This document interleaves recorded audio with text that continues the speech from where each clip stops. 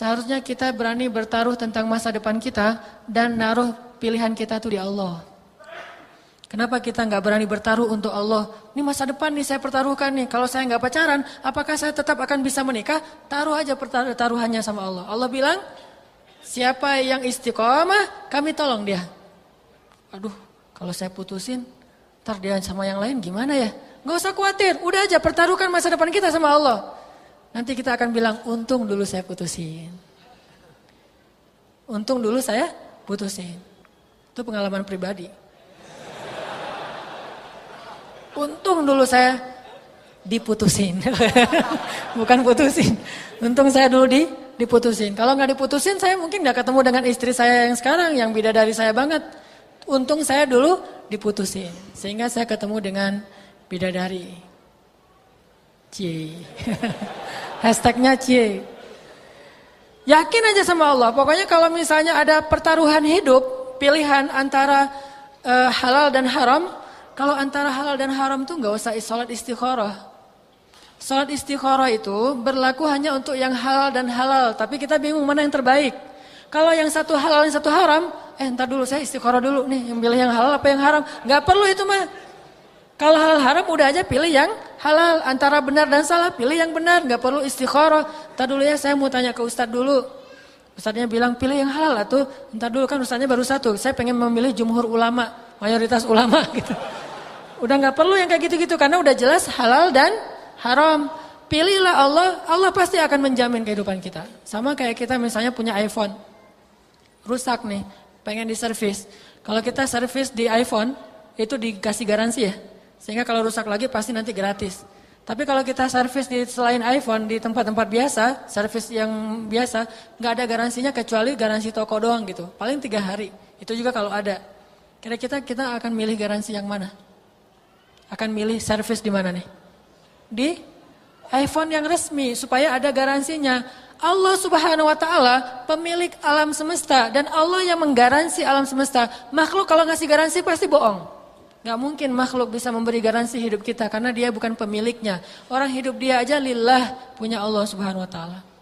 Makanya belajar tafakur, ingat-ingat, wah, batu kalau dilempar ke atas pasti jatuh ke bawah, saya yakin. Masa Allah saya nggak yakin? Padahal Allah itu lebih pasti daripada batu jatuh ke bawah.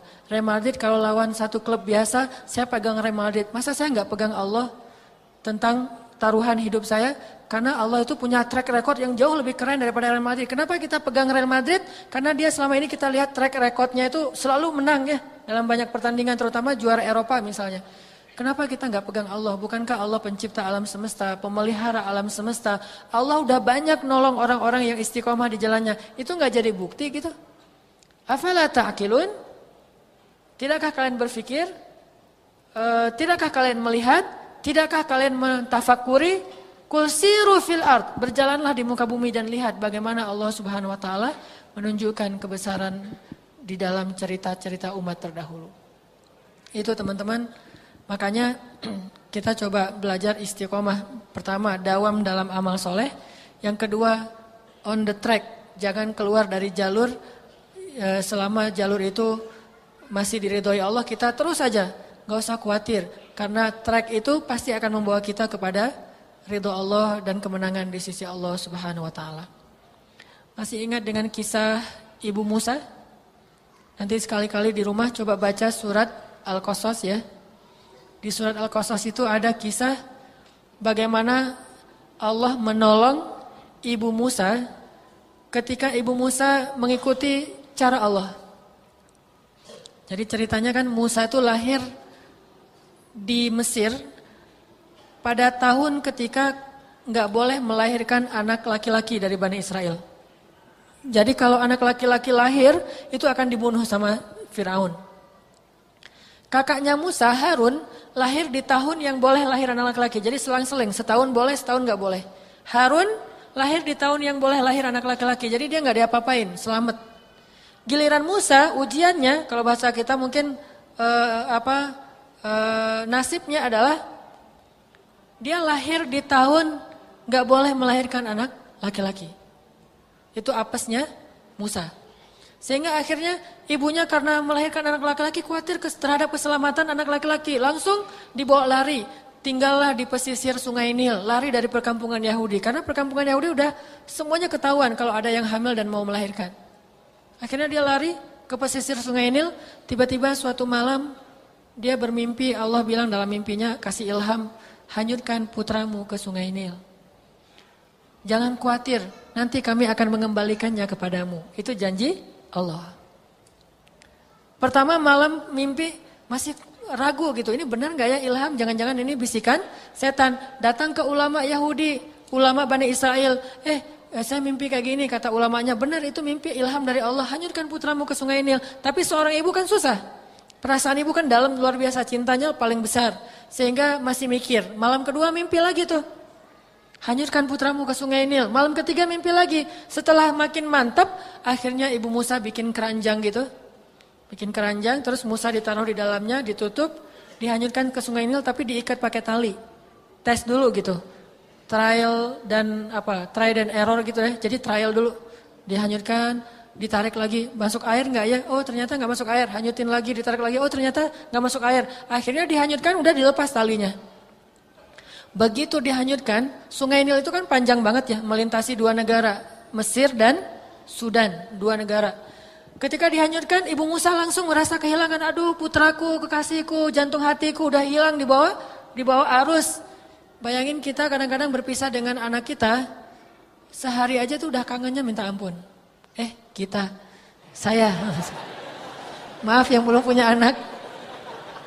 Saya kalau lagi umroh tuh ya, baru berangkat ke Jakarta mau naik pesawat, itu di jalan di tol itu udah kangen, udah telepon. Kata anak, Babang kenapa telepon? Kangen sama Aisyah, kangen sama Maryam gitu. Terus satu hari di Mekah udah telepon fit call gitu. Terus minta foto yang lagi tidur. Karena foto anak lagi tidur itu polos banget, bikin baper banget kan. Dia lagi tidur dengan wajah polosnya. Wah pengen kangen pulang. Padahal kita tahu 10 hari lagi kita akan ketemu dengan mereka. Tapi kangennya luar biasa. Gimana kalau perpisahannya itu gak tahu kapan akan bertemu lagi. Kan itu berat. Berpisah untuk ketemu lagi aja berat, apalagi berpisah nggak tahu akan ketemu kayak gimana. Kecuali karena iman, dilepaskanlah Musa hanyut di Sungai Nil untuk menghindari Firaun. Qadarullah, takdir Allah ternyata setelah hanyut di Sungai Nil itu malah masuk ke selokan yang mengarah ke tempat pemandian keluarga Firaun. Menghindar dari Firaun, malah Allah datangkan kepada Firaun. Coba skenario Allah tuh cerdas. Hakimun, maha bijaksana. Dan Allah itu wa makaru wa makarallahu wallahu khairul makirin. Mereka merencanakan rencana jahat, Allah juga punya rencana dan rencana Allah yang paling baik. Terserah mereka orang-orang musuh itu mau rencanain apa. Akhirnya didatangkan Musa hanyut masuk selokan mengarah ke pemandian keluarga Firaun. Tiba-tiba ditemukan oleh dayang-dayang Firaun, ada keranjang yang ngapung-ngapung di air, kemudian diambil, pas dibuka ternyata bayi, lucu banget. Namanya juga bayi Nabi, punya aura yang luar biasa. Bayi model aja keren, apalagi bayi Nabi. Ini bayi akan jadi cover boy, misalnya akan jadi cewek apa. Ini bayi Nabi yang dipilih dari langit, jadi duta Allah Subhanahu Wa Taala. Itu punya aura yang semua orang kalau ngelihat jatuh hati. Langsung dibawa kepada istri Firaun. Ketika istri Firaun melihat, langsung jatuh hati. Dan dengan takdir Allah, istri Firaun belum punya anak. Nanti dia baru punya anak setelah mengangkat Musa sebagai anaknya. Baru nanti punya anak. Mungkin jadi kayak dipancing gitu. Nah, karena istri Firaun gak punya anak, dia pengen banget punya anak laki-laki. Begitu dapat bayi Musa, langsung didekap, dibawa kepada Firaun. Kata istri Firaun, qurratu ainin li walak. Ini anak ini menyejukkan hati saya dan hati kamu. Kata Firaun, laki la liya. Dia menyejukkan hati kamu, hati saya enggak, kata Firaun. Dan Firaun itu by the way bukan orang bodoh ya. Dia itu raja dan dia tahu bahwa ini anak Bani Israel yang sengaja dihanyutkan supaya tidak dibunuh. Dia tahu banget. Makanya akhirnya Firaun mengatakan, akan saya bunuh anak ini. Kata istrinya, jangan kita enggak punya anak. Minimal kamu tahan dulu sampai saya puas dengan anak ini. Sampai dia besar. Kata Firaun, ya sudah kita tunggu aja waktunya. Pokoknya saya akan bunuh dia. Tinggallah Musa di dalam istana Firaun dilindungi oleh Asia. Baru hari pertama tinggal di sana, Musa nangis karena pengen susu. Akhirnya raja mengumumkan sebuah sayembara, bikin audisi menyusui bayi raja, dan nggak tahu kalau itu bayi yang pungutan, dikira itu bayi Firaun anak raja. Siapa yang bisa menyusui bayi raja akan dikasih hadiah yang sangat banyak dan dapat kedudukan di sisi raja. Mulailah ibu-ibu yang ada di Mesir pada daftar ikut audisi menyusui. Wah, daftar, ada ratusan orang daftar, pengen nyusui Musa. Bayangin cara Allah memperlakukan hambanya. Yang tadi mungkin nyusuinya aja diam-diam, sekarang orang mendaftar untuk nyusui dia. Kalau kita istiqomah, Allah akan datangkan banyak orang untuk menolong kita. Kalau kita istiqomah, orang akan ngantri untuk membantu kita. Orang akan meminta, tolong saya aja yang mau bantu kamu, saya aja yang mau bekerja sama dengan kamu, saya aja pengen ngasih manfaat buat kita. Kalau kita istiqomah, Allah akan datangkan orang untuk memberi manfaat kepada kita. Bahkan ngantri, kalau perlu dia daftar, kalau perlu dia bayar untuk bisa nolong kita. Kalau kita istiqomah. Akhirnya ibu-ibu pada ngantri. Ternyata ibu Musa juga ngutus tetehnya Musa. Musa kan punya teteh ya. AA-nya Musa siapa? Harun. Itu AA-nya Musa. Tetehnya nggak disebutkan namanya. Nah tetehnya Musa ini mengikuti perkembangan tentang adiknya. Udah sampai di mana? Ternyata pas adiknya masuk ke istana, dia kaget banget. Gimana nih nasib adik saya? Pasti akan dibunuh. Dia intip-intip berita di pasar. Ternyata dia dengar berita lagi ada audisi ibu menyusui. Langsung dia daftar, saya juga mau daftar. Tapi dia di antrian paling belakang. Begitu satu demi satu ibu-ibu datang mendekat Musa. Musa nangis, kejar-kejar gitu. Kejar-kejar apa? Bahasa Sundanya teh? Wah, kejang-kejang gitu kan ya. Nangis pokoknya gak mau aja disusuin. Datang ibu yang kedua gak mau, datang ibu yang ketiga. Wah ini ibu kayak gini mas saya gak mau nyusui sama dia. Terus aja. Musa gak mau menyusui sampai ada puluhan mungkin ratusan ibu-ibu menyusui. Musa gak mau satupun. Sampai giliran terakhir itu tetehnya Musa. Begitu datang orang-orang kerajaan bingung. Ini anak ABG tapi mau menyusui. Kamu ngapain ke sini? Saya pengen daftar juga. Kamu nggak bisa menyusui untuk apa bayi itu? Enggak, saya bukan mau menyusui, mau menawarkan seorang ibu susu yang baik. Akhirnya dia datang kepada Asia, istri Firaun bilang, maukah kalian aku tunjukkan seorang ibu yang bisa menyusuinya dan mendidik dia dengan baik? Kata Asia karena udah gak ada pilihan, ya sudah datangkan ibu itu ke sini. Kalau dia bisa, saya kasih hadiah besar. Datanglah ibu Musa, dibawa sama tetehnya. Bu, adik udah ketemu di mana? Di istana Firaun. Hah? Gitu. Kan ini kayak di sinetron gitu kan? Gitu kan, lama di sinetron kita mah suka bengong gitu kan ya? Bengong dulu ada beberapa detik gitu bengong kalau di sinetron teh. Wah, di istana Firaun, diapain? Enggak, lagi mau nunggu ibu susu dan tidak ada yang mau disusui oleh Musa. Makanya ibu datang, mudah-mudahan ibu bisa menyusui adik. Datang ibu Musa, datang Asia nanya, ibu dari mana? Dari Garut. Wah, jauh ya perjalanannya. Gimana keadaannya di sana? Alhamdulillah, sekarang bantuannya banyak, alhamdulillah ya. Dari Pemuda Hijrah, ya barakallah ya teman-teman Pemuda Hijrah, kampanye dikit lah, iklan. Balik lagi, tadi sampai di mana? Sampai Garut ya. Nah, udah gitu ditanya sama Asia, ibu dari mana? Dari negeri, sesuatu negeri gitu. Udah dibawalah Musa, didekap oleh ibu Musa sambil menangis, disusui, mau ternyata, gimana gak mau ibunya sendiri kan? Begitu bisa disusui, Asia langsung jatuh hati kepada ibu Musa. Dan memperlakukan keluarga Musa seperti keluarga istana. Langsung dikasih hadiah emas yang sangat banyak. Kata Asia, wah ibu, bawalah keluargamu semuanya tinggallah di istana. Mudah-mudahan ibu bisa menyusui anak saya dan mendidik anak saya. Dia gak tahu kalau itu ibunya sendiri. Sehingga sejak saat itu, Musa, tetehnya Musa, AA-nya Musa, abahnya Musa, maknya Musa, semuanya tinggal di istana. Coba bayangin. Sekarang saya mau tanya, bayangin kalau ibu Musa gak istiqomah, gak mau ngikutin track yang Allah buat, maka mungkin Musa seumur hidupnya dalam keadaan buronan.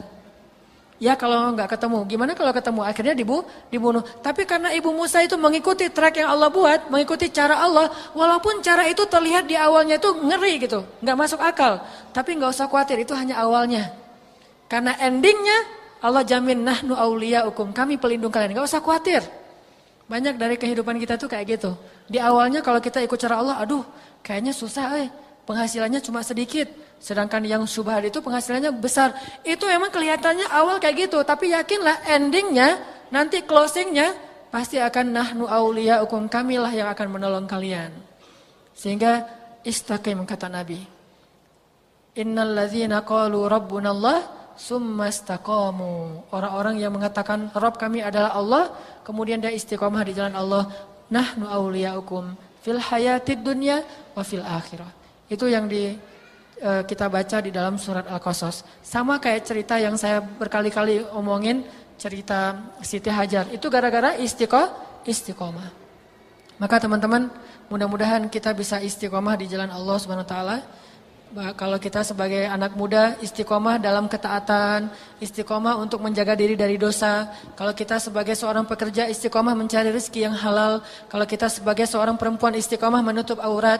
Kalau kita sebagai seorang anak istiqomah berbakti sama orang tua, gimana pun kita mungkin bete sama orang tua kita. Kadang-kadang orang tua mungkin perangainya macam-macam, apalagi yang udah lanjut usia, istiqomah aja, tetap berbuat baik kepada orang tua. Istiqomah tersenyum, istiqomah memaafkan. Siapapun yang istiqomah, janji Allah Subhanahu wa taala adalah pertolongan dan kemenangan. Itu yang kita ingat, pasti itu. Gak mungkin meleset.